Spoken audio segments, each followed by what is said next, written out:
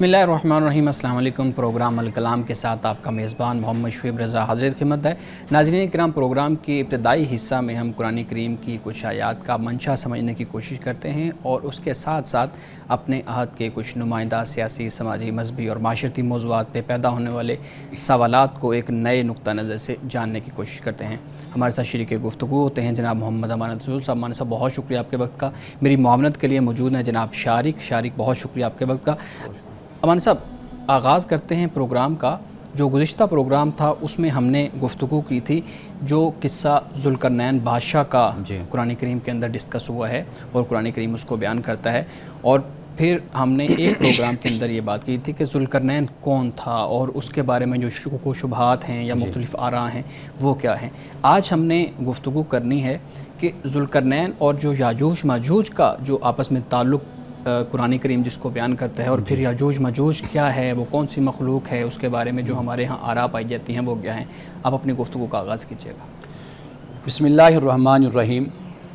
नाज़रीन किराम, कल हमने ज़ुल्करनैन के हवाले से गुफ्तगू की थी और किस्सा ज़ुल्करनैन में याजूज माजूज का ज़िक्र होता है। हज़रत ज़ुल्करनैन जब एक मकाम पर पहुँचे तो ये ग़ालिबन आपकी जो तीसरी मुहिम थी, वहाँ पर जो कौम रह रही थी उसने ज़ुल्करनैन से कहा था, क़ालू या ज़ुल्करनैन इन्ना याजूज व माजूज मुफ़सिदून फ़िल अर्द फ़हल नजअलु लका ख़र्जन अला अन तजअल बैनना व बैनहुम सद्दा। कहा कि ए ज़ुल्करनैन के याजूज माजूज ज़मीन में यानी हमारे इस खित्ते और इस इलाके में फ़साद बर्पा करती है ये कौम, तो क्या ये मुमकिन है कि हम आपको ख़र्चा दे दें, अखराजात दे दें, तो आप हमारे और उनके दरमियान एक दीवार, एक रुकावट खड़ी कर दें। सूरतुल कहफ़ के इस मकाम पर याजूज माजूज का नाम आता है और इसी तरह सूरतुल अंबिया में भी इनका ज़िक्र होता है। हत्ता इज़ा फुतिहत याजूज व माजूज व हुम मिन कुल्लि हदबिन यंसिलून, कि यहाँ तक कि याजूज माजूज खोल दिए जाएंगे और वो हर बुलंदी से दौड़ते हुए आएंगे। कुरान मजीद में ये दो मकामात हैं कि जहाँ पे याजूज माजूज का ज़िक्र होता है। इसी तरह रसूलुल्लाह सल्लल्लाहु अलैहि वसल्लम से जो रिवायात बयान की जाती हैं वो हमें बुखारी में, मुस्लिम में, तिरमिज़ी में, इब्न माजा में और मुस्नद इमाम अहमद में हमें मिलती हैं, जिनका ज़िक्र मैं बाद में करूँगा। कुरान मजीद में ये दो मकामात हैं कि जहाँ पे याजूज माजूज का ज़िक्र होता है। अब सवाल ये पैदा होता है कि याजूज माजूज कौन हैं या कौन थे। हमारे यहाँ इसके हवाले से बहुत सी कहानियाँ बयान की जाती हैं और बहुत ही अजीब किस्म की कहानियाँ सुनने को मिलती हैं। याद रखिए कि इन कहानियों का हकीकत से कोई ताल्लुक़ नहीं है। ये सब झूठी, घड़ी हुई और मौजू कहानियाँ हैं जो याजूज माजूज से मंसूब की जाती हैं। कहीं ये कहा जाता है कि ये इनके जो जिस्म है ये चूहों जितने हैं और ये दीवार को चाटते रहते हैं। कहीं कहा जाता है कि ये बहुत बड़े जिस्मों के हैं कि जिससे इंसान के जहन में कोई देव हैकल किस्म का वजूद नज़र आता है या सोचता है इंसान। ऐसी बहुत सी रिवायात और ऐसे बहुत से किस्से और कहानियाँ बयान की जाती हैं। तो आज हम ये समझने की कोशिश करेंगे कि याजूज माजूज हकीकत में हैं कौन, और वक्त गुज़रने के साथ साथ मज़ीद ये हकीकत खुलती चली जा रही है और इसका हमें इल्म हो रहा है। हज़रत नूह अलैहिस्सलाम के 3 साहबज़ादे थे। एक का नाम साम है, एक का नाम हाम है और एक का नाम याफस है। ये साम बाइबल में सिम भी आता है और हाम हिम भी आता है और इसी तरह तीसरा बेटा याफस है। और जो साम हैं, आप जानते हैं कि सामियुन नस्ल जिनको हम कहते हैं कि जो मशरिक़ वुस्ता एशिया यानी इस तरफ जो आबाद हुए, और इसी तरह जो हाम हैं ये अफ़्रीका में फिर आबाद हुए, यानी हाम की जो नस्ल है वो अफ़्रीका में आबाद हुई। और इसी तरह जो याफस की औलाद है, याफस की औलाद के बारे में अल्लामा इब्न खल्दून इस बात को बयान करते हैं कि इल्मुल अंसाब के जो माहिरीन हैं, यानी जो आलिम हैं अंसाब के, अंसाब से मुराद ये है कि जो नसब होता है, ख़ानदानी एक शजरा होता है, उसके जो माहिरीन हैं उनके नज़दीक याफस की औलाद के दीगर नामों पर तो इख्तलाफ है, लेकिन یاجوج ماجوج کے نام پر اختلاف نہیں ہے کہ یہ کون ہیں۔ یہ سب علم الانساب کے ماہرین اس بات پر متفق ہیں، ایگریڈ ہیں کہ یاجوج ماجوج در حقیقت یافس ہی کی اولاد ہے، یافس ہی کے بچے ہیں۔ اب یہ جو اولاد ہے یعنی یاجوج ماجوج، یہ کن ملکوں میں آ کر آباد ہوئی، یہ سب سے بڑا جو سوال ہے وہ پیدا ہوتا ہے۔ اور یاجوج ماجوج ایشیا کے شمالی علاقوں میں، مشرقی علاقوں میں آباد ہوئی، اور جنہیں ہم وسط ایشیا کے علاقے کہتے ہیں، اور جن میں سے کچھ علاقوں کا ذکر میں نے کل کیا تھا ذوالقرنین کے قصے کے حوالے سے، اور میں نے یہ بھی آپ کو بتایا تھا کہ جو دیواریں بنائی گئی تھیں، آج بھی کچھ دیواریں ان کے نشانات موجود ہیں۔ مثال کے طور پر چین کی دیوار ہے، ہم نے یہ بات کی تھی کہ چین کی دیوار میں وہ میٹیریل استعمال نہیں ہوا کہ جو حضرت ذوالقرنین نے اس دیوار کو بنانے میں لوہے اور تانبے کا استعمال کیا تھا۔ اسی طرح جو یمن کی دیوار کے حوالے سے معارب کا ہم نے ذکر کیا تھا، وہاں پر بھی میں نے آپ کو بتایا تھا کہ وہ جو دیوار ہے معارب، وہ بھی لوہے اور تانبے کی دیوار نہیں ہے۔ اسی طرح ایک اور داغستان کے موقع پر جگہ پر اس کا بھی ہم نے ذکر کیا تھا۔ اور اسی طرح جو چوتھی دیوار ہے قفقاز یا کوہ کاف، ہمارے ہاں کوہ کاف کی کہانیاں جن اور پری اس طرح کی بیان کی جاتی ہیں، تو یہ وہ جگہ بنتی ہے جہاں پر یہ دیوار بنائی گئی تھی۔ تو اکثر مورخین، اور میں نے بتایا تھا کہ 19ویں صدی میں ہمارے علماء، مفسرین، مورخین اس بات کی طرف گئے ہیں کہ یہ وہ مقام ہے کہ جہاں پر یہ دیوار تھی۔ اب یاجوج ماجوج کے بارے میں یہ عرض کرتا چلوں کہ ہمارے بر صغیر کے ایک بہت بڑے عالم دین تھے مولانا انور شاہ کشمیری رحمۃ اللہ تعالی علیہ۔ انہوں نے صحیح البخاری کی جو شرح لکھی فیض الباری، اس میں انہوں نے اس بات کو نقل کیا۔ اس کے علاوہ اگر آپ بائبل کا مطالعہ کریں، آپ یوحنا کے مکاشفہ کا مطالعہ کریں، اور اس کے علاوہ دیگر مقامات، پیدائش کا جو بائبل کا ایک چیپٹر ہے اس کا مطالعہ کریں، تو وہاں سے بھی ہمیں معلوم ہوتا ہے کہ یاجوج ماجوج یافس کی اولاد بھی ہے، اور بلکہ اس کو حزقیل کا جو چیپٹر نمبر 38 اور 39 ہے، اس میں تو یاجوج ماجوج کا تعارف ہی ماسکو اور اس کے علاوہ جو روس ہے اس کے فرما روا کے حوالے سے تعارف کروایا گیا۔ یعنی یہ روس اور ماسکو، وہاں پر ماسک لفظ استعمال ہوتا ہے، یا توبل جیسے ہم کابل کہتے ہیں۔ اس کے علاوہ جو ملتے جلتے الفاظ ہیں ان کا استعمال ہم دیکھتے ہیں کہ ہمیں بائبل میں یہ الفاظ، یہ نام ہمیں نظر آتے ہیں۔ جیسے یابان ہے، جاپان بھی، یہ بھی ایک بیٹے کا نام تھا۔ اب حضرت مولانا انور شاہ کشمیری اپنی تفسیر صحیح البخاری کی جو شرح ہے فیض الباری، اس میں وہ لکھتے ہیں کہ روس، برطانیہ اور جرمنی، یہ جو مغربی اقوام ہیں، یہ در حقیقت یہ یاجوج ماجوج ہی کی ساری نسل ہے۔ اور اسی طرح آسٹریلیا میں جو قومیں آباد ہوئی جا کر، اور اسی طریقے سے جو امریکہ میں جا کر قومیں آباد ہوئی، یہ ساری قوموں کا جو تعلق ہے وہ در حقیقت اسی حضرت یافس کی جو اولاد ہے یاجوج ماجوج، انہی کی نسل سے ان کا تعلق بنتا ہے۔ اور اسی طرح مغربی یورپ میں جو قومیں جا کر آباد ہوئی، اور پھر انہی کی نسلیں امریکہ اور آسٹریلیا بھی جا کر آباد ہوئی اور وہاں پر پہنچی ہیں۔ اور اسی طرح یافس کی اولاد ابتدا میں روس کے علاقے میں آباد ہوئی، بعد میں یورپ کے مختلف علاقوں میں پھر یہ پھیلتی چلی گئی۔ اب سوال یہ پیدا ہوتا ہے کہ ذوالقرنین نے جو دیوار بنائی تھی اس کا کیا ہوا؟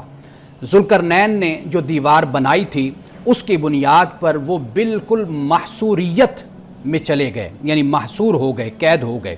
اب اس قوم کا کوئی تعلق، یعنی یاجوج ماجوج کا تعلق دوسری اقوام کے ساتھ نہ رہا، یعنی یہ ایک دور ان کا محصوریت کا دور تھا، جسے کنفائنمنٹ آپ کہہ سکتے ہیں کہ یہ قید کر دیے گئے تھے۔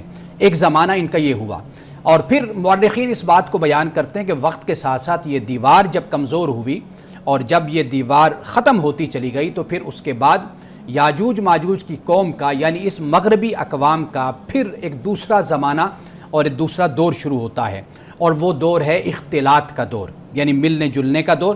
پھر ان کا ملنا جلنا دوسری اقوام کے ساتھ شروع ہو گیا۔ تو در حقیقت ہم جو ذکر کر رہے ہیں کہ یاجوج ماجوج کون ہیں، تو ہم یہ کہہ سکتے ہیں کہ روس کی طرف بسنے والے، یہاں تک کہ چائنا، ترکی، یعنی جو ٹرکش اقوام ہیں، قوم ہے، اور اس کے علاوہ امریکہ، آسٹریلیا، انگلینڈ اور یہ جتنے ممالک، جرمنی، یہ سب کے سب اسی قوم میں شمار ہوتے ہیں کہ جو حضرت نوح علیہ السلام کے بیٹے یافس کی طرف سے ہیں۔ اب اس کے بعد جو تیسرا ان کا زمانہ شروع ہوتا ہے، یعنی پہلا زمانہ میں نے ذکر کیا کہ ذوالقرنین نے جب ان کو معصور کر دیا، دوسرا زمانہ شروع ہوا کہ جب انہوں نے دوسری اقوام کے ساتھ اختلاط اور ملنا جلنا شروع کر دیا۔ اب تیسرا زمانہ ان کا جو شروع ہوا وہ ہے سائنس کا، ٹیکنالوجی کا، صنعت کا زمانہ۔ یہ تیسرا دور پھر ان کا شروع ہوتا ہے۔ آپ ناظرین کرام اس بات پہ آپ غور کیجئے کہ جب اسلام آیا تو اسلام نے فطرت پرستی کا انکار کیا، فطرت پرستی سے منع کیا۔ فطرت پرستی سے مراد یہ ہے کہ انسانیت کبھی پہاڑوں کے سامنے سر جھکا رہی تھی، کبھی سمندر کے سامنے جھک رہی تھی، کبھی سورج کو پوجا کر رہی تھی، کبھی چاند کی پوجا کر رہی تھی، کبھی کسی بھی اللہ کی تخلیق کو اس کائنات میں دیکھتی تو اس کے سامنے سجدہ ریز ہو جاتی تھی۔ اسلام جب آیا تو اسلام نے یہ کہا کہ یہ جو فطرت ہے جو اللہ نے پیدا کیا، اس کے سامنے تم نے اپنے سر کو نہیں جھکانا، بلکہ اللہ نے اس کے اندر تمہارے لیے خزانے رکھے ہیں۔ یہ تمہاری تحقیق کا مرکز ہے، تمہاری دریافت کا یہ مرکز ہے، تم یہاں سے خزانے اللہ کے نکالو گے اور تم ایجادات کرو گے۔ تو اسلام نے اس بات کی تعلیم دی۔ اب اسلام کے بعد جو زمانہ آتا ہے یہ وہ زمانہ ہے کہ جس کی طرف پھر بتایا یہ جاتا ہے کہ رسول اللہ صلی اللہ علیہ وسلم کی بعد احادیث میں ہمیں اس بات کی طرف اشارہ ملتا ہے کہ آپ نے فرمایا کہ یاجوج ماجوج کی جو دیوار ہے اس میں اب شگاف پڑ گیا ہے، یعنی اس میں سوراخ ہو گیا۔ یعنی یہ بات سمجھ آتی ہے کہ جیسے اسلام آیا فطرت پرستی کا زمانہ ختم ہوا اور انسان کی ایجادات، دریافت، تحقیقات کا زمانہ شروع ہوا۔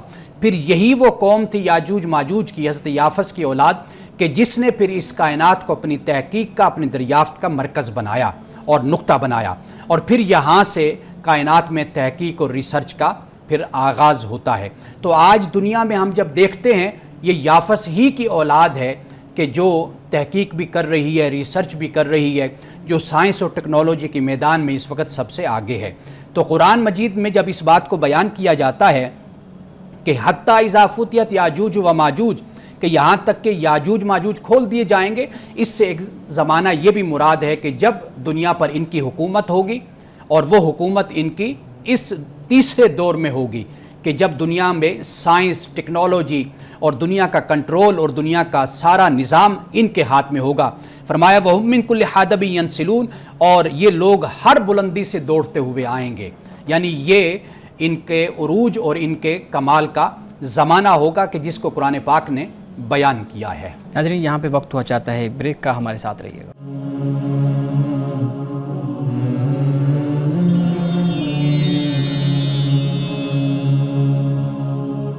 ویلکم بیک ناظرین۔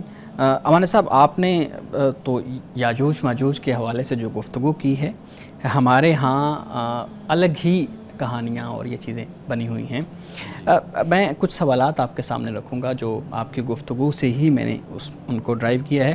ایک تو یہ ہے کہ یاجوج ماجوج کا جب بھی ذکر کیا جاتا ہے تو اس کو ایک ما فوق الفطرت مخلوق کہا جاتا ہے۔ آپ نے اس کو اوپر بات بھی کی ہے، لیکن میں چاہتا ہوں کہ جس پہلو سے میں پوچھنا چاہ رہا ہوں، ہمارے ہاں روایتی جو ایک اسلامی فکر ہے، جو مذہبی فکر ہے، اس میں اس کو بیان کیا جاتا ہے یہ دشمن، بدعنوان، فسادی قوتیں، اور یہ اس طریقے سے اس کو بیان کیا جاتا ہے۔ آپ نے کہا کہ وہ سائنس ٹیکنالوجی کے اندر عروج پہ ہوں گے وہ جو اولاد ہے یافس کی، تو اب آپ اس کو پازیٹیو، یعنی آپ کی بات سے میں اس کو لے رہا ہوں کہ یہ ایک پازیٹیو سینس میں آپ کہا جا رہا ہے کہ دنیا کے لیے آسانیاں پیدا ہو رہی ہیں، سائنس ٹیکنالوجی کے ذریعے آسان ہو رہی ہے زندگی، دوسری طرف اس کو فسادی، دشمن اور اس طرح کی قوت جو ہے نا وہ بیان کیا جا رہا ہے۔ یہ تو تضاد ہے پھر دونوں چیزوں میں۔ دیکھیے، پہلی بات تو یہ ہے کہ میں نے جو یاجوج ماجوج کے حوالے سے بیان کیا ہے وہ رسول اللہ صلی اللہ علیہ وسلم کی احادیث میں بھی، جیسے میں نے آپ کو بتایا کہ بخاری میں، مسلم میں، مسند امام احمد میں، ترمذی میں، ابن ماجہ میں، اور مختلف احادیث کی جو کتب ہیں، ذخیرے احادیث ہیں، ان میں یہ بیان کیا گیا ہے۔ اب یہ جو عروج ہے، اب اس میں دونوں پہلو پھر آ جاتے ہیں، یعنی ایک پہلو مثبت بھی ہے، ایک پہلو منفی بھی ہے۔ رسول اللہ صلی اللہ علیہ وسلم نے آخر دجال کا بھی ذکر کیا ہے، اور جو مسیح دجال جس کو کہا گیا وہ بھی ہے کہ جو اپنے آپ کو مسیحا کہے گا یا یہ کہے گا کہ میں مسیح ہوں، لیکن حقیقت میں وہ دجال ہوگا، صحیح ہے۔ اس کا بھی ذکر ہے۔ تو یہ جو میں نے بیان کیا یہ ایک قوم کی ہسٹری اور ایک تاریخ کو میں نے بیان کیا ہے کہ پہلا دور جو تھا ذوالقرنین کے زمانے میں، جو قبل مسیح تقریباً کوئی 549 کا وہ قبل مسیح زمانہ بنتا ہے، یہ ان کا سرکشی کا زمانہ ہے، حیوانیت کا زمانہ ہے، فساد کا زمانہ ہے، ایک ان کا دور یہ گزرتا ہے۔ دوسرا دور پھر کئی صدیاں بیتنے کے بعد پھر ان کا یہ زمانہ آتا ہے کہ جو اختلاط کا، یعنی یہ ایسا ہوتا ہے کہ ایک آباء و اجداد جو ان سے وہ وحشی ہیں، وہ ان پڑھ ہیں، یا وہ حیوانی طرز کی زندگی تبدیلی آتی ہے گزارنے اس کے والے، اندر، پھر تبدیلی دوسری قوم آ جاتی ہے۔ تو یہ وہ قوم ہے کہ جس کی طرف اشارہ کیا گیا۔ اور پھر آپ یہ بھی دیکھیے نا کہ ہر قوم اپنا ایک وقت ایک زمانہ زمین پر لے کر آئی ہے۔ یعنی آپ دیکھیے کہ ایک دور تھا کہ جب افریقہ، یعنی حضرت نوح علیہ السلام کی ایک قوم، ایک بیٹے حامی جو حام تھا، اس کی نسل کا ایک دور گزرا، پھر سامی نسل کا ایک دور گزرا جو مسلمانوں کو آپ کہہ لیجئے۔ تو اب یہ جو تیسرا ہے، یہ حضرت نوح علیہ السلام کا جو تیسرا بیٹا یافس ہے، یہ اس کی اولاد کا زمانہ ہے۔ اور یہ آپ اس کو اسلام سے علیحدہ کر کے نہ دیکھیں، بلکہ آپ یوں دیکھیں کہ جو مجموعی طور پر انسان نے جو ترقی کی ہے، مجموعی طور پر یہ اصل میں اسی کی ہی کڑی ہے اور اسی کا ہی تسلسل ہے۔ باقی اس کے اندر امکانات تو دونوں موجود ہیں، آپ اس کو مثبت طور پر استعمال کر لیں یا آپ اس کو منفی طور پر استعمال کر لیں۔ جب آپ آگے چلیں گے تو پھر ہم نہیں، لیکن اس میں ایک پھر آپ نے رسول اللہ صلی اللہ علیہ وسلم کی حدیث مبارکہ کا حوالہ دیا ہے۔ ایک اور حدیث مبارکہ انہی کے بارے میں بیان کی جاتی ہے کہ رسول اللہ صلی اللہ علیہ وآلہ وسلم نے فرمایا کہ قرب قیامت یہ یاجوج ماجوج اس دیوار کو کھاتے رہتے ہیں یا چاٹتے رہتے ہیں، وہ آہستہ آہستہ ختم ہوتی رہتی ہے، رات ہوتی ہے تو وہ پھر واپس چلے جاتے ہیں تھک ہار کے۔ تو جس دن وہ انشاءاللہ کہیں گے اس دن وہ دیوار ختم ہو جائے گی اور پھر وہ دنیا میں آئیں گے اور پھر وہ دنیا کو ایسے کھائیں گے اور ختم ہو جائے گی دنیا، اور یعنی تباہی کا استعارہ اس کو بتایا جاتا ہے۔ تو یہ بھی تو ایک روایت ملتی ہے۔ دیکھیے ان روایات کو آپ تمثیلی انداز میں دیکھیں نا، وہ دیوار مادی دیوار ہے یا وہ فکری دیوار ہے، یعنی اس کی صورت کیا بنتی ہے کہ آیا کہ ایک وقت مقرر کر دیا گیا کہ اس وقت تک تو تباہی نہیں آئے گی، لیکن اس کے بعد ایک زمانہ آئے گا کہ جب یہ جو علوم ہیں، جو ان کے پاس طاقت ہے، قوت ہے، مثال کے طور پر ایک حدیث میں یہ آتا ہے کہ پانی پی جائیں گے، سارا پانی پی جائیں گے، پانی پی جائیں گے، اس سے مراد یہی ہے نا کہ زمینی ذخائر ہے کہ جن کو یہ لوگ حاصل کر لیں گے، وہ قوت ان کے پاس ان کے ہاتھ میں آ جائے گی، اس سے مراد یہ ہے، یعنی زمین کے ذخائر ہیں، پانی ہے، دیگر چیزیں وہ ان کے ہاتھ میں آ جائیں گی، ان کے پاس جمع ہو جائیں گی، یا اس کو یہ اپنی طاقت کے طور پر استعمال کریں گے، یا اس سے انوینشن ہوگی، ایجادات ہوگی، ڈسکوری ہوگی، اس طرف اشارہ پھر ہو جاتا ہے۔ جی جی پلیز آپ کی گفتگو میں نے سنا کہ یاجوج ماجوج کی جو آپ نے جغرافیکل لوکیٹ کیا ان کو کہ رشیا سے تھے، پھر جرمنی، اچھا ان کو آرینز بھی میرے خیال میں کہا جاتا ہے کہ جو رشیا سے جن کی شروعات ہوئی اور بہت ہی ہنٹر گیدررز تھے، یہ ان کی جو خوراک تھی وہ کافی مختلف تھی، ایگریرین نہیں تھی، تو میرے خیال میں ان کو آرین سے بھی تشبیہ دی جا سکتی ہے۔ یعنی یہ جو ان کا آغاز ہے وہ علاقہ یہی بنتا ہے، جیسے ترکستان یا ہم وہ جو کہتے ہیں رشیا کا جو علاقہ قفقاز جیسے میں نے ذکر کیا تھا، تو یہ علاقہ ان کا یہیں سے پھر یہ پھیل کر دنیا کے مختلف علاقوں میں زمین پر، یا جو یہ یورپ ہے جیسے میں نے ابھی بیان کیا، تو اس طرف پھر ان کی اولاد اور ان کی نسل پھر پھیلتی چلی گئی۔ یہ بھی کہا جاتا ہے کہ جو آرینز ہیں جن کی آپ نے بات کی یاجوج ماجوج کی، یہ انڈیا میں بھی آئے، یعنی کہ سب کانٹیننٹ میں آئے اور بعد میں جا کے براہمن ہو گئے، یہ بھی ان کے حوالے سے پایا جاتا ہے۔ تو اس حوالے سے کوئی ذکر نہیں قرآن مجید میں، اسلام میں؟ نہیں، قرآن مجید میں تو جو ان کا بیان ہے وہ صرف اتنا ہے جتنا میں نے آپ کے سامنے رکھا ہے کہ 2 مقامات ہیں کہ جہاں پر ان کو بیان کیا گیا ہے۔ باقی یہ ہے کہ جب رشیا سے نکلے ہیں، اس علاقے سے نکلے ہیں، تو جس طرح مختلف جگہوں پر ان کا اثر ہوا ہے اور یہ پھیلے ہیں، انہوں نے سفر کیا ہے، تو ممکن ہے کہ اس طرف بھی ان میں سے کچھ قومیں کہہ لیجئے یا کچھ لوگ کہہ لیجئے وہ اس طرف بھی آئے ہوں۔ لیکن جیسے آپ نے کہا کہ آرینز جو تھے، یعنی یاجوج ماجوج وہ چائنا بھی گئے، وہ یعنی کہ رشیا میں بھی پائے جاتے تھے، جرمنی بھی گئے، آسٹریلیا میں، لیکن ان کی جو یعنی کہ آپ دیکھیں فیچرز ہیں وہ کافی مختلف ہیں ان اقوام کے، تو لیکن ان کے آباء و اجداد ایک تھے، اس کی کیا وجہ ہے؟ دیکھیے فیچر تو مختلف ہو جاتے ہیں، وہ ممکن ہے کہ اس کے موسم کے اثرات بھی ہوتے ہیں، انوائرمنٹ کے اثرات ہوتے ہیں، اور بہت سے خوراک کا جو انسان کھاتا ہے پیتا ہے اس کے بھی اثرات ہوتے ہیں، اور کئی دفعہ انسان کے جو معاشرتی سماجی حالات ہوتے ہیں، کئی دفعہ سیاسی حالات ہوتے ہیں۔ ایک قوم ہے کہ جو مستقل طور پر امن میں رہتی ہے، ایک قوم ہے جو مستقل جنگ کی صورت میں رہ رہی ہے، تو بہت سی وجوہات ہوتی ہیں جس کی وجہ سے انسان کا قد ہے، انسان کا رنگ ہے، اور انسان کی عمر ہے، سال ہیں، ان پر پھر فرق تو پڑتا ہے۔ بالکل صحیح ہے۔ اچھا مولانا صاحب، خوبصورت جو ڈیبیٹ ہے وہ جا رہی ہے ابھی۔ اچھا ایک چیز قیامت کے حوالے سے بھی ان کا ذکر کیا جاتا ہے، آپ نے اس کے بارے میں بھی تھوڑا جو ہے نا وہ اشارہ کیا ہے کہ پھر آخر میں آ کے یہ اتنے زیادہ وہ خطرناک ہو جائیں گے کہ وہ دنیا کی تباہی اور اس طرف ہی معاملہ چلا جائے گا۔ لیکن قیامت کے حوالے سے اسپیسیفکلی اس کو بطور نشانی بیان کیا جاتا ہے کہ یاجوج ماجوج ایک مخلوق ہے خاص قسم کی، وہ نکلے گی، وہ قیامت کی ایک نشانی ہوگی، اور اس پہ کچھ روایات بھی ہمارے سامنے آتی ہیں۔ تو آپ اس کو کیسے بیان کریں گے؟ کیا یہ درست ہے ہمارے ہاں جو ایک پاپولر نیریٹیو ہے، اور ہم نے کسی کو بھی تضحیق امیز اس میں کہنا ہو تو کہتے ہیں یاجوج ماجوج، تو اور پھر جب کوئی تباہی والا معاملہ آتا ہو تو پھر بھی یعنی قرب قیامت کے لیے بھی اس کو بیان کیا جاتا ہے۔ دیکھیے پہلی بات تو یہ کہ قیامت کی نشانیوں میں سے ایک نشانی اس کو حضور علیہ الصلوۃ والسلام نے اس کو قرار دیا ہے، اور قرآن کی جس آیت کا میں نے سورۃ الانبیاء کا حوالہ دیا تو اس حوالے سے بھی یہی کہا جاتا ہے۔ لیکن یہ علامات قیامت میں سے ایک علامت ہے، جیسے رسول اللہ صلی اللہ علیہ وسلم نے بہت سی علامات جو بیان فرمائی ہیں ان میں سے ایک علامت یہ بھی ہے، لیکن ایگزیکٹ قیامت کب آنی ہے تو اس کے حوالے سے ہم نہیں جانتے۔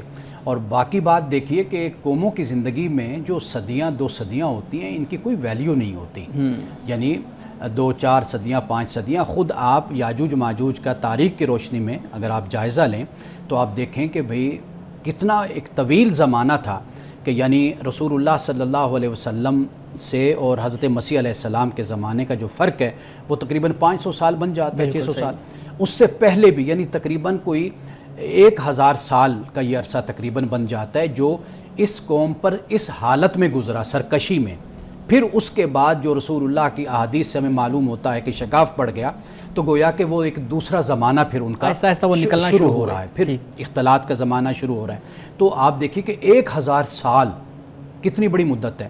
تو اس لیے رسول اللہ جب یہ فرماتے ہیں نا کہ علامات قیامت، تو آپ نے قیامت کو اور اپنی نبوت کو اس طرح فرمایا نا کہ اس طرح جیسے 2 انگلیاں آپس میں جڑی ہوئی ہیں اس طرح میری نبوت اور قیامت ہے۔ ٹھیک ہے۔ تو اب یہ نبوت اور قیامت کا اس طرح جڑے ہونا یہ تو مطلب نہیں نا کہ کل قیامت آ رہی ہے، تو مطلب یہ ہے کہ اب میرے اور قیامت کے درمیان کوئی نبی اور پیغمبر آنے والا نہیں ہے۔ باقی علامات قیامت کا جو ظہور ہے وہ اللہ جانتا ہے کہ وہ قیامت سے کتنے پہلے ہوتا ہے۔ اب اللہ سبحانہ و تعالیٰ کا جو ایک دن ہے وہ آپ دیکھیے کئی 1000 سال کے برابر ہے، 50,000 سال کے برابر، تو وہاں پر جو گنتی ہے، عدد ہے، وہ بالکل ہماری گنتی اور عدد سے مختلف ہو جاتا ہے۔ یعنی ان چیزوں کو استعاراتی طور پہ ہمیں تمثیلی طور پر دیکھنا چاہیے۔ بالکل صحیح ہے۔ ناظرین کرام، یہاں پہ وقت ہوا چاہتا ہے ایک بریک کا، ہمارے ساتھ رہیے گا۔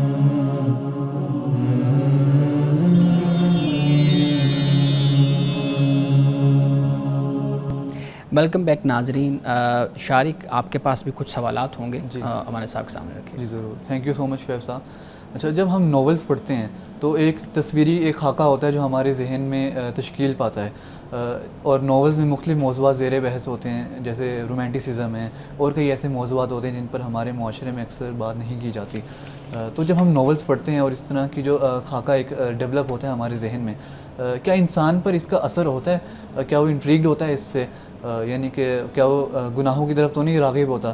اور اگر ایسا سچ ہے جیسا کہ ہمارے ہاں کہا جاتا ہے کہ انسان پر ایک اثر ہوتا ہے ناولز پڑھنے سے، اور جو اکثر ماں باپ ہوتے ہیں وہ بچوں کو ناولز نہیں پڑھنے دیتے، تو کیا ہمیں ناولز نہیں پڑھنے چاہیے اگر اس کا ہم پر اثر ہوتا ہے؟ دیکھیے پہلی بات تو یہ ہے کہ میں تو ناول کے حق میں ہوں کہ پڑھنا چاہیے۔ میں تو ہمیشہ اس بات کی تلقین کرتا ہوں کہ آپ کو کچھ بھی ملتا ہے پڑھیے ضرور، یعنی سٹارٹ کریے پڑھنا، مطالعہ کرنا، تحقیق، اس کا ذوق پیدا کیجیے۔ باقی یہ ہمیں ذہن میں رکھنا چاہیے کہ جو ناول نگار ہیں یا افسانہ نگار ہیں، جو کہانی نویس ہوتے ہیں، وہ اگر وہیں تک رہیں جہاں تک حقیقت واقعہ ہے تو پھر تو کہانی بنتی نہیں ہے، یعنی وہ تو پھر رپورٹ بن جاتی ہے، ایک جو بات بیان کی گئی پھر وہ ہوتی ہے۔ لیکن یہ ایک طریقہ ہے، مزاج ہے کہ بات کو جب بیان کیا جائے تو پھر اس کے مختلف پہلوؤں کو ساتھ لے کر چلا جاتا ہے، اور اگر اس سے مقصود یہ ہو کہ فکر کے، سوچ کے نئے زاویے سامنے لائے جائیں، نئی کھڑکیاں کھولی جائیں، پھر تو یہ بات بہت اچھی ہو جاتی ہے۔ لیکن اگر یہ صرف ایک عیاشی برائے عیاشی کے طور پر جیسے ہوتا ہے، مطالعہ برائے مطالعہ ہو، تو پھر اس سے انسان کا وقت جو ان سا ہے وہ ضائع ہوتا ہے۔ یعنی مثال کے طور پر اگر آپ کوئی ایسا ناول پڑھتے ہیں کہ جو سوشل ایشو پر ہے، ٹھیک ہے جی، اب جو سوشل ایشو پر لکھا جائے گا تو واضح بات ہے کہ اس کے ساتھ سوشل ایشوز کو ڈسکس بھی کیا جائے گا، اور ممکنہ طور پر اس بات کی کوشش کی جائے گی کہ وہ عناصر، وہ عوامل کہ جو معاشرے کی تخریب کا باعث بنتے ہیں ان کا بھی ذکر اس کے اندر کیا جائے، اور جو مثبت کردار ہیں ان کو بھی ساتھ پیش کیا جائے۔ تو بنیادی طور پر مثال کے طور پر آپ دیکھیے کہ جب تاریخ پر ناول لکھے جاتے ہیں، سمپل کوئی تاریخ ہے، آپ اسلامی تاریخ کو لے لیجئے یا مجاہدین کی تاریخ کو لے لیجئے، پارٹیشن کی تاریخ ہے، یا وہ تاریخ لے لیجئے، تو آپ دیکھیں گے کہ کردار میں اضافہ کیا جاتا ہے۔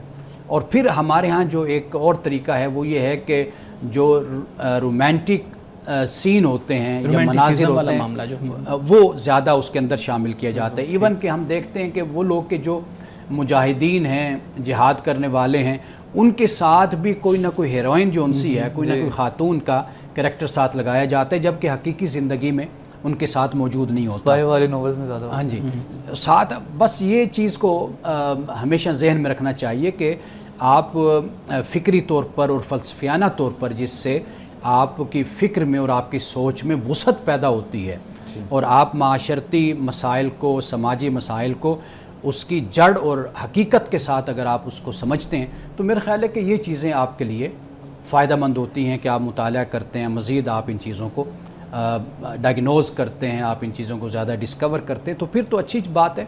ورنہ پھر جو صورت ہوتی ہے پھر وہ وقت کا ضیاع ہوتا ہے اور ذہنی عیاشی بس ہوتی ہے، اور اس کے علاوہ کچھ نہیں ہوتا۔ وہ ایک کتاب میں پڑھ رہا تھا، وہ کہہ رہے ہیں کہ صرف رزق ہی ایسا نہیں ہے جس کی وجہ سے پرواز میں کوتاہی آتی ہے، بلکہ کچھ کتابیں بھی ایسی ہوتی ہیں جس کی وجہ سے پرواز میں کوتاہی آ سکتی ہے۔ اچھا، تو کتابوں کا ذکر چل رہا ہے تو میں یہاں پر یہ ضرور پوچھنا چاہوں گا کہ ہمارے ہاں کہا جاتا ہے کہ جو اہل کتاب ہیں ان سے شادی کی جا سکتی ہے، جن میں مسیحی ہیں اور یہودی بھی ہیں، تو میں یہ جاننا چاہتا ہوں کیا ہندو بھی اہل کتاب میں شامل ہیں؟ اچھا، ہندوؤں کے بارے میں تو اختلاف پایا جاتا ہے، لیکن ہمارے بر صغیر کے کئی علماء مفکر وہ اس حوالے سے قائل ہیں، خاص طور پر جو پارٹیشن سے پہلے بر صغیر میں تھے ہمارے علماء، تو ان کا کہنا یہی ہے، جیسے مولانا ابوالکلام آزاد ہیں و دیگر علماء، کہ یہ اہل کتاب میں ہی ان کا شمار ہوتا ہے۔ اصل ہوا یہ ہے کہ ایک وقت تھا کہ جب پیغمبر آیا، کتاب دی، اللہ کی طرف سے کتاب نازل ہوئی، جیسے وقت گزرتا چلا گیا تو وہ کتاب جو ان سے ہے اس میں تحریف کر دی گئی، اس میں ملاوٹ کر دی گئی، اور خود لوگوں نے اپنے رسوم، اپنے رواج اور اپنے جو حالات ہیں سیاسی حوالے سے، سماجی حوالے سے، ان چیزوں کو کتاب میں شامل کر دیا۔ تو یہ وقت کے ساتھ ساتھ ہوتا رہا ہمارے ہاں۔ آپ دیگر یعنی صرف ہندو نہیں بلکہ آپ اس کے علاوہ اگر مسیحی حوالے سے دیکھیں گے، یہودیت کے حوالے سے دیکھیں گے تو آپ وہاں پر بڑی آپ کو یہ چیز نظر آئے گی، ملے گی۔ تو چونکہ ہندو جو مذہب ہے وہ دنیا کا قدیم ترین مذہب ہے، سب سے پرانا مذہب ہندو مذہب ہے، تو اس لیے ان کے بارے میں یہ کہا جاتا ہے کہ ان کو بھی کتاب دی گئی، ان کو بھی پیغمبر دیے گئے، لیکن جیسے جیسے وقت گزرتا چلا گیا تو وہ سب کچھ جو ان سا ہے وہ مٹتا چلا گیا، وہ حذف ہوتا چلا گیا۔ تو یہ ان کے ساتھ معاملہ ہوا، اور شرک جو ہے وہ بہت زیادہ پھر ان پر غالب آتا چلا گیا۔ تو یہ ان کے بارے میں کہا جاتا ہے، لیکن شروع میں جو ان کے نقوش ہیں، جو ان کے بنیادیں ہیں، اگر وہاں پر دیکھا جائے تو ان کو بھی پیغمبر دیا گیا تھا، ان کو بھی کتاب بھی دی گئی تھی، لیکن چونکہ اللہ کا یہ مقصود نہیں تھا، یعنی اس کی مشیت نہیں تھی ان کی حفاظت، کتاب کی حفاظت، تو اللہ نے اپنے جب آخری پیغمبر کو بھیجا تو قرآن دیا گیا، تو اس قرآن کی جو ہے حفاظت مکمل طور پر قیامت تک وہ اللہ تعالیٰ نے اپنے ذمے لی ہے۔ اور رسول اللہ صلی اللہ علیہ وسلم جس زمانے میں تشریف لاتے ہیں تو وہ زمانہ بھی ایسا ہے کہ جس میں پڑھنے لکھنے کا رواج پیدا ہو گیا انسانیت میں، اور کتاب کا اور ان چیزوں کا، تو جس کی وجہ سے قرآن پاک کا ظاہری سبب بھی موجود ہے کہ جو حفاظت کا ہے، اور اللہ کی طرف سے الوہی سبب بھی موجود ہے کہ اللہ نے اس کی حفاظت فرمائی۔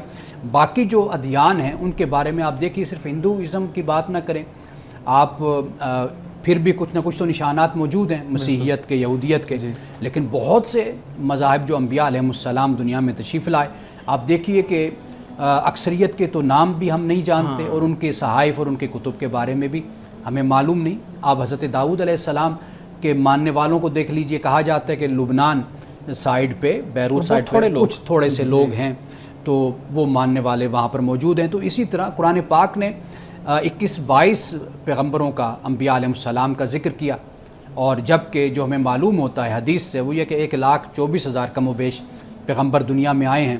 تو لہٰذا وقت کے ساتھ ساتھ انبیاء علیہ السلام کے نام بھی لوگ نہیں جانتے، وقت گزرنے کے ساتھ ساتھ کتابیں بھی ان کی مٹتی چلی گئی۔ ناظرین کرام، یہاں پہ وقت ہوا چاہتا ہے ایک بریک کا، ہمارے ساتھ رہیے گا۔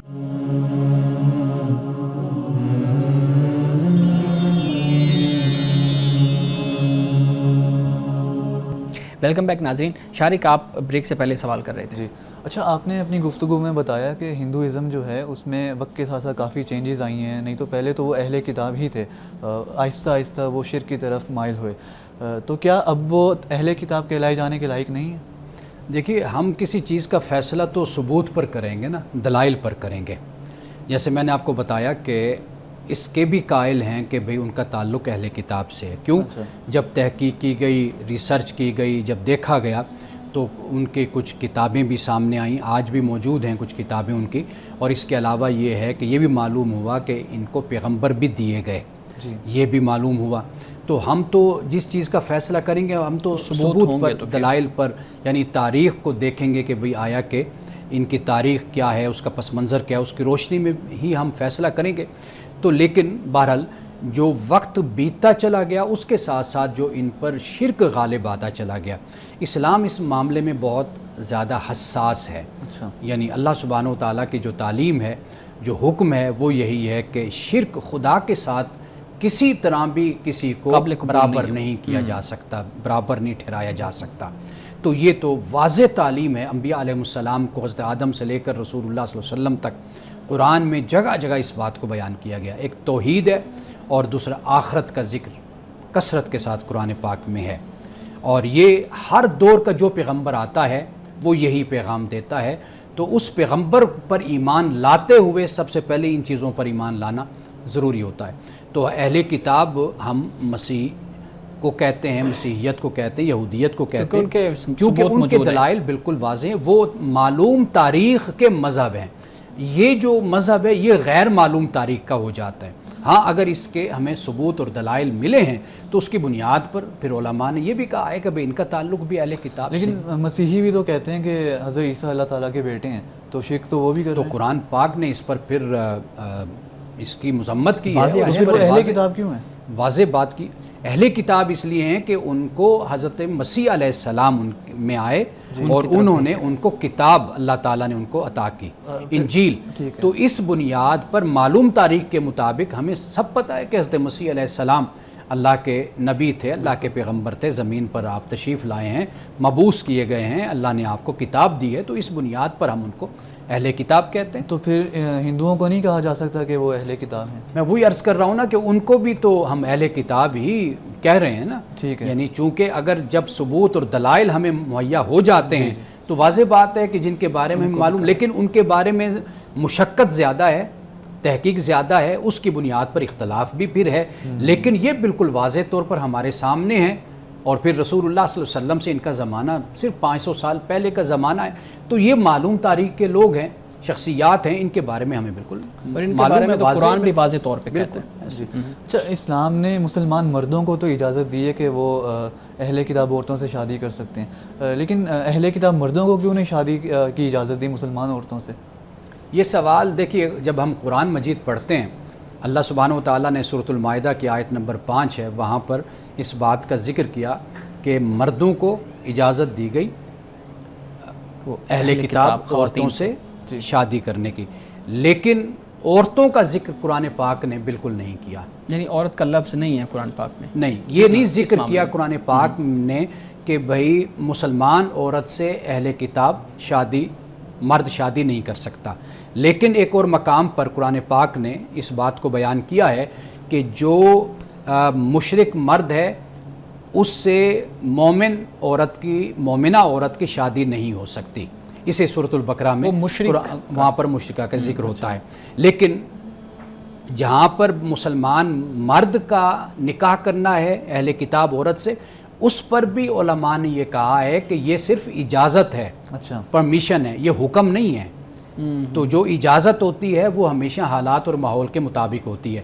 اس لیے حضرت عبداللہ ابن عباس نے اس بات کو بیان فرمایا کہ یہ جو اللہ تعالیٰ نے اگر اجازت بھی دی ہے نا، یہ اجازت بھی مسلم معاشرے میں دی ہے، اسلامی حکومت میں دی ہے کہ جہاں پر انسان رہتا ہے اور اکثریت مسلمانوں کی ہے، مسلم حکومت ہے، تو وہاں پر اجازت دی. امام شافعی نے اس کے بارے میں کہا کہ بھئی یہ جو اجازت ہے یہ یعنی اس پر ان کا فتویٰ ہے کہ بھئی وہ کہتے ہیں کہ بھئی یہ کراہت کے ساتھ ہے، ناپسندیدہ کہ بھئی اجازت بھی ہے، لیکن واضح بات ہے کہ انسان اپنی نسل اپنی اولاد کے بارے میں بڑا حساس ہوتا ہے. یعنی ایک وقت ہوتا ہے کہ انسان ان چیزوں کو محسوس نہیں کرتا، لیکن جب انسان کی نسل اور اس کی اولاد ہوتی ہے پھر وہ یہ چاہتا ہے کہ یہ جو نسل اور اولاد ہے یہ میرے مذہب پر ہو، یہ میرے عقیدے پر ہو، اس کا کردار، اس کا اخلاق اچھا ہو، تو پھر انسان اس حوالے سے بڑی حساسیت کا مظاہرہ کرتا ہے. تو اجازت قرآن پاک نے بہت سے باتوں میں دی ہے، لیکن اس اجازت کا مطلب یہ نہیں کہ ہر صورت میں انسان نے یہ کام کرنا ہے. اس کا مطلب یہ ہوتا ہے کہ بھئی آپ اپنے حالات اور ماحول، لیکن اولیت اور جو ترجیح ہے وہ اگر حاصل ہے تو وہ انسان کے دین اور مذہب کو ہے. اور جہاں عورت کا معاملہ ہے وہاں پر اس لیے کہ گھر کا جو سربراہ ہوتا ہے وہ ہمیشہ مرد ہوتا ہے، اور عورت جو ان سی ہوتی ہے وہ گھر میں ایک جسے ہم کہتے ہیں کہ اندرونی طور پر وہ ذمہ دار ہوتی ہے، لیکن سربراہ مرد ہوتا ہے. تو لہٰذا اسلام نے اس جو صورتحال ہے اس کو بیان نہیں کیا، اس لیے بیان نہیں کیا کہ عورت کی جو صورتحال ہے وہ بالکل مرد سے مختلف ہوتی ہے. ٹھیک، اچھا ٹھیک ہے. لیکن انڈیا میں بھی ہم دیکھتے ہیں کہ اس طرح مسلمانوں اور ہندوؤں میں، کیونکہ وہ ایک کوہیرنٹ معاشرہ کو ایگزسٹنس والا وہاں پر صورتحال ہے، تو وہاں پر شادیاں عام ہیں ہندو اور مسلمانوں میں، تو کیا وہ غلط ہیں؟ دیکھیے غلط میرے عقیدے کے مطابق تو غلط ہیں. اچھا، میرے نظریے کے مطابق غلط ہیں، اور قرآن اور حدیث اور اسلام کی تعلیمات کے مطابق درست نہیں ہے. لیکن یہ بات ہوتی ہے کہ جنہوں نے شادی کرنی ہے ان کو یہ بات سمجھائی جائے، ان کو بتائی جائے. یعنی مثال کے طور پر اگر کوئی اپنے دین، اپنے عقیدے اور مذہب کے بارے میں حساس ہوگا تو وہ ہمیشہ اسی بات کی کوشش کرے گا کہ وہ اپنے مذہب اور عقیدے کے مطابق چلے. اگر ایک شخص ایک ایسے معاشرے میں رہ رہا ہے، اس نے بچپن، نوجوانی، لڑکپن اپنا اس طریقے سے گزارا ہے کہ مذہبی ماحول میں وہ نہیں رہا اور نہ اس کو مذہب سے کوئی غرض ہے، تو پھر ٹھیک ہے، اگر اس کا ٹائٹل، نام اس کا مسلمانوں والا ہے تو وہ اگر کوئی قدم ایسا اٹھاتا ہے تو وہ جانے، پھر اس کا خدا جانے. لیکن اجازت تو دی گئی ہے. لیکن اجازت جو ہے وہ نہیں ہے کہ وہ کسی ایسے فرد سے یا ایسے خاتون سے یا ایسے مرد سے شادی کرے کہ جس کا جو عقیدہ ہے وہ شرک پر مبنی ہے. بالکل صحیح ہے. بہت شکریہ شارق سوالات کا. ہمارے صاحب آج کی حدیث مبارکہ بیان کیجیے گا. آج کی حدیث حضرت انس رضی اللہ تعالی عنہ سے روایت ہے کہ رسول اللہ صلی اللہ علیہ وسلم نے یہ فرمایا کہ ان لکل دین خلقن، کہ ہر دین والوں میں ایک خوبی ہوتی ہے، ہر دین والوں میں ایک خوبی ہوتی ہے. وہ خلق الاسلامی الحیاء، اور اسلام کی خوبی حیا ہے. یعنی ہر دین والوں سے مراد یہ ہے کہ جو کسی بھی مذہب کا پیروکار ہے اس میں کوئی نہ کوئی خوبی اور کوئی نہ کوئی اچھی صفت موجود ہوتی ہے. تو جو مسلمان ہے اس میں جو واضح طور پر اس کی شخصیت میں جو صفت نظر آتی ہے کہ جس سے وہ پہچانا جائے کہ وہ مسلمان ہے، وہ حیا ہے. اس میں شرم ہوتی ہے، اس میں لحاظ ہوتا ہے، اور اس کی گفتگو اور اس کی نگاہوں میں ایک پردہ ہوتا ہے، عفت ہوتی ہے. یہ در حقیقت ایک مسلمان کی پہچان ہے جسے رسول اللہ صلی اللہ علیہ وسلم نے یہاں پر بیان فرمایا ہے. جی بہت شکریہ مانند صاحب آپ کے وقت کا، اور بہت مدلل انداز میں آپ نے گفتگو کی. بہت شکریہ شارق آپ کے سوالات کا. ناظرین کرام، اس دعا کے ساتھ اپنے پروگرام کا اختتام کریں گے. اللہ رب العزت حسن کلام اور تاثیر کلام عطا فرمائے، ہماری زبان کے گروں کو کھول دے، اور سننے والوں تک خیر کا پیغام پہنچے۔ اجازت دیجیے، خدا حافظ۔